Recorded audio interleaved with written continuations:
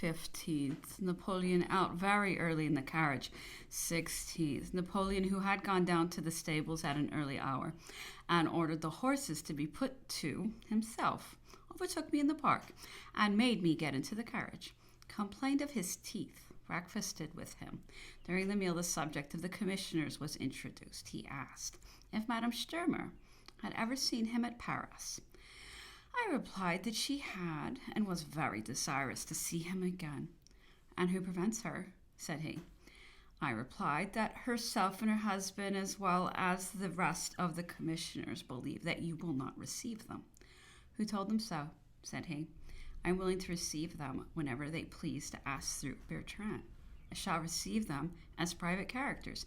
I never refuse to see any person when asked in a proper way, and especially I should always be glad to see a lady. It appears, said he, that your ministers have sent out a great many articles of dress for us and other things which it is supposed might be wanted. Now, if this governor was possessed of the feelings of a gentleman, he would have sent a list of them to Bertrand, stating that the English government had sent a supply of certain articles, which it was thought we might want, and that if we stood in need of them, we might order such as we pleased. But instead of acting in a manner pointed out by the rules of politeness, this jailer converts it into an insult.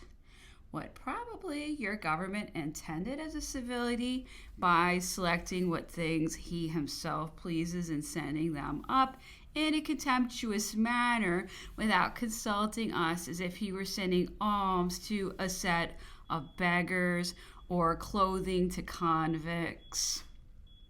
He has indeed the heart of a hangman, for nobody but Boha would unnecessarily increase the miseries of people situated like us, already too unhappy. His hands soil everything that passed through them. See how he torments that poor lady, Madame Bertrand, by depriving her of the little society she was accustomed to, and which is necessary to her existence. It is not punishing her husband, who, if he has a book, is contented. I am astonished that he allows you or Poppleton to remain near me. He would willingly watch me himself always, were it in his power. Have you any galley slaves in England? I replied no, but that we had some convicts who were condemned to work at Portsmouth and elsewhere. Then, said he ought to have been made keeper of them. It would be exactly the office suited for him. Sir Hudson Lowe came up to Longwood and had an interview with him for a short time. 17th. Napoleon called me into the garden to him, informed me that he had told the governor that he had unnecessarily increased their restrictions, that he had without any reason punished Madame Bertrand, that he had insulted them by his manner of sending up the articles sent for their use, that he had insulted Las Casas by telling him that he had read his letters, and by informing him that if he wanted a pair of shoes or stockings, he must first send to him.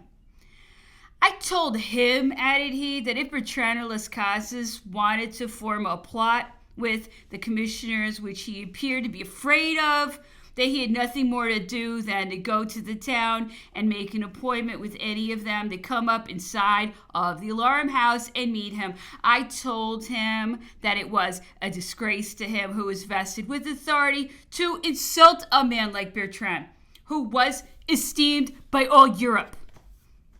He then spoke about the new house and said that if he expected to remain long in St. Helena, he would wish to have it erected at the plantation house side. But, continued he, I am of opinion that as soon as the affairs of France are settled and things quiet, the English government will allow me to return to Europe and finish my days in England. I do not believe that they are foolish enough to be at the expense of 80 millions annually to keep me here, when I am no longer to be feared. I therefore am not very anxious about the house. He then spoke about escape and said that even if he were inclined to try it, there were 98 chances out of 100 against his succeeding. Notwithstanding which, continued he, this jailer imposes as many restrictions as if I had nothing more to do than to step into a boat and be off. It is true that while one lives, there is always a chance, although chained and closed in a cell and every human precaution taken, there is still a chance of escape, and the only effectual way to prevent it is to put me to death. It is only the dead who do not return. Then all uneasiness on the part of the European powers and Lord Castlereagh will cease. No more express, no more squadrons to watch me, or poor soldiers fatigued to death with pickets and guards or harassed carrying loads up those rocks. The 18th. Sir Hudson Lowe came to Longwood and arranged some matters with General Montillon relative to the house, everything concerned with the alterations in the building put under the directions of Lieutenant Colonel Wynyard, assisted by Lieutenant Jackson of the Staff Corps. A billiard table brought up to Longwood. 19th. The drawing room of Longwood House discovered to be on fire at about 5 o'clock in the morning. It was extinguished in about half an hour by great exertions on the part of Captain Poppleton and the guard, aided by the household. It had reached within a few inches of the upper flooring, which was formed of a double boarding. Had this fire caught, it would have been nearly impossible to have saved the building, as there is no water at Longwood. 20th. Some curtains for the Emperor's bed sent up to me by Sir Thomas Reed. 22nd. Dined in camp on occasion of the anniversary of the Battle of Salamanca. Present, His Excellency and staff, heads of department, etc. 24th. The Admiral sent up a lieutenant and a party of seamen to pitch a tent, formed of a lower studding sail, as no shade was afforded by the trees at Longwood. Colonel Mounsell of the 53rd asked me to exert myself in order to procure through Count Bertrand for Dr. Ward, who had been 18 years in India, an interview with Napoleon. Count Bertrand accordingly made the application to the Emperor, who replied that Dr. Ward must apply in person to Count Bertrand. 25th. Told Napoleon that the Griffin had arrived from England the night before and had brought the news of the condemnation of General Bertrand to death. Though absent, he appeared for a moment lost in astonishment and much concerned, but recollecting himself, observed that by the laws of France a man accused of a capital offense might be tried and condemned to death par contumacy, but that they could not act upon such a sentence, that the individual must be tried again and be actually present, that if Bertrand were now in France, he would be acquitted, as Drouot had been. He expressed, however, much sorrow at it on account of the effect which it might probably produce upon Madame Bertrand.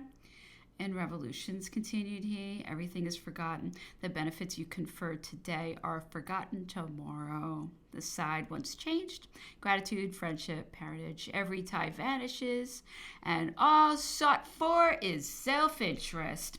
26th. Saw Napoleon at his toilette. While dressing, he is attended by Marchand, Saint-Denis, and Memoirs. One of the latter holds a looking-glass before him, and the other the necessary implements for shaving, while Marchand is in waiting to hand his clothes, eau de cologne water. When he has gone over to one side of his face with the razor, he asks Saint-Denis or Navarre, "Is it done?" And after receiving an answer, commences on the other. After he has finished, the glass is held before him to the light, and he examines whether he has removed every portion of his beard. If he perceives or feels that any remains, he sometimes lays hold of one of them by the ear, or gives them a gentle slap on the cheek in a good-humored manner, crying, "Ah, coquin, why did you tell me it was done?"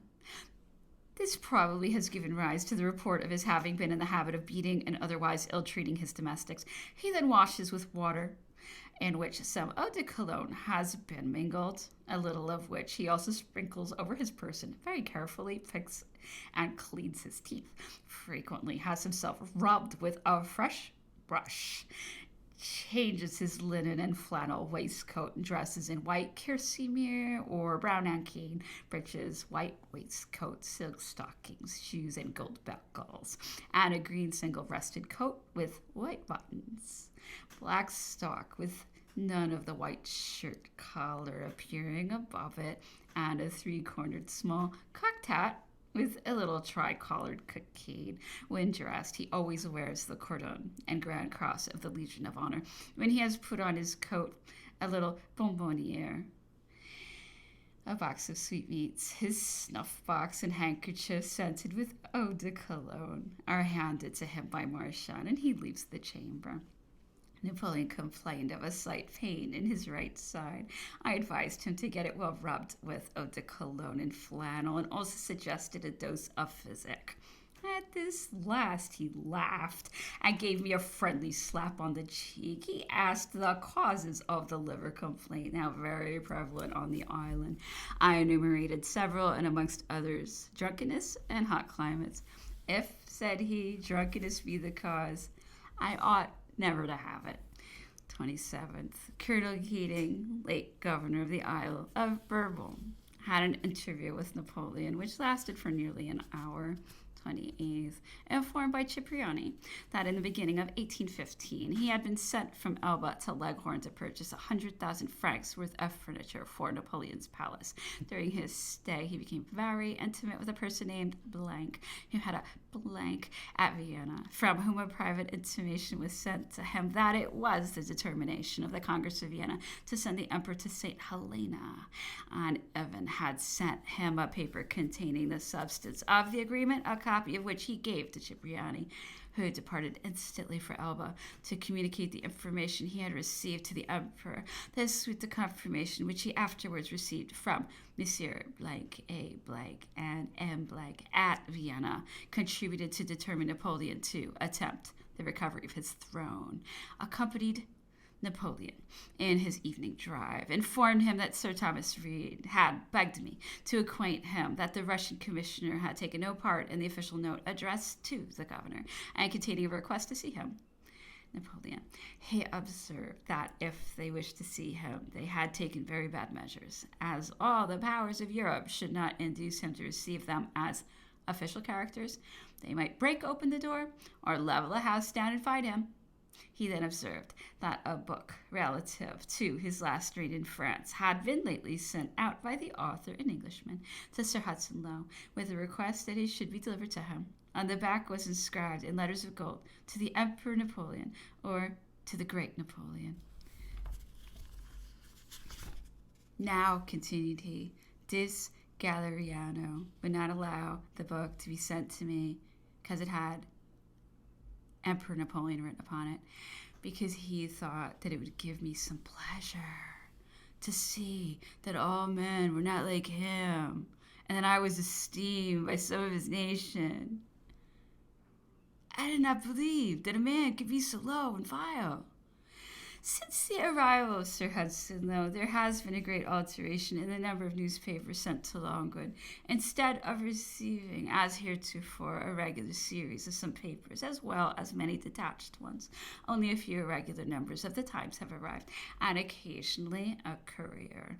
This has caused great anxiety at Longwood to those who have relations in France, and given much displeasure to Napoleon, to whom Sir George Cockburn frequently sent up papers before perusing them himself.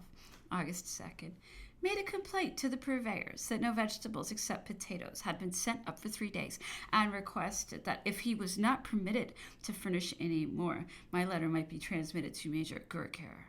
3rd, received an answer from Mr. Fowler, clerk to the purveyors, informing me that they had ordered to send no more vegetables, which they had been informed by Major G were in future to be furnished from the Honorable Company's garden. Colonel Monsell, presented this day by Sir George Bingham. Napoleon conversed for a short time with the latter. 5th, Sir Hudson Lowe came to Longwood, and calling me aside in a mysterious manner, asked if I thought that General Bonaparte would take it well if he invited him to come to a ball at Plantation House on the Prince Regent's birthday. I replied that under all circumstances, I thought it was probable that he would look upon it as an insult, especially if made to General Bonaparte. His Excellency remarked that he would avoid that by asking him in person. I said that I would recommend him to consult Count Bertrand on this subject, which he said he would do. He then referred to a prior conversation and informed me that he was of opinion my salary ought to be augmented to 500,000 per annum, and that he would certainly write to Lord Bathurst and recommend it. After this, he spoke about Mr. Hobhouse's book, observed that he could not send it to Longwood, as it had not been forwarded through the channel of the Secretary of State. Moreover, that Lord Castlereagh was extremely ill spoken of, and that he had no idea of allowing General Bonaparte to read a book in which a British minister was treated in such a manner, or even to know that a work containing such reflections could be published in England.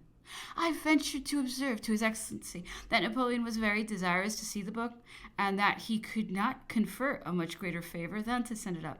Sir Hudson replied that Mr. Hobhouse, in the letter which accompanied it, had permitted him to place it in his own liberty if he did not think himself authorized to send it to its original destination. 6. Napoleon again entered on the subject of the book, the detention of which by the governor he declared to be illegal, and that even if he were a prisoner under a sentence of death, the governor's conduct would not be justifiable in detaining a printed and published book in which there was no secret correspondence or treason, because there were some bêtises in it. By bêtises, he meant the inscription addressed to him. A lieutenant, 2 midshipmen, and a party of seamen employed in repairing the tent, which had suffered materially in the late bad weather. Napoleon went up and conversed for a short time with the midshipmen, one of whom, by a strange coincidence, happened to be the son of Mr. Drake, notorious for his conduct at Munich. 16. Sir Hudson Lowe came up while Napoleon was at breakfast in the tent, in order to see him, but did not succeed. The 12th. Grand field day at camp, in honor of the Prince Regent, explained to him that in all their colonies His Royal Highness's birthday was celebrated. Ready, said he, naturally. Asked me if I were asked to dine with the governor. I replied no, but that I was asked to the ball in the evening. 14th. Napoleon went out to ride this morning for the first time for 8 weeks. Informed me that he had so severe a headache that he had determined to try the effect of a little exercise. But, continued he, the limits are so circumscribed that I cannot ride for more than an hour, and in order to do me any good, I should ride very hard for 3 or 4. Here has been, continued he, that Sicilian spy. I would have remained in the tent an hour longer if I had not been informed of his arrival. It disgusts me to the soul to see him. He is perpetually unquiet and appears always in a passion with somebody, or uneasy, as if something tormented his conscience, and that he was anxious to run away from himself.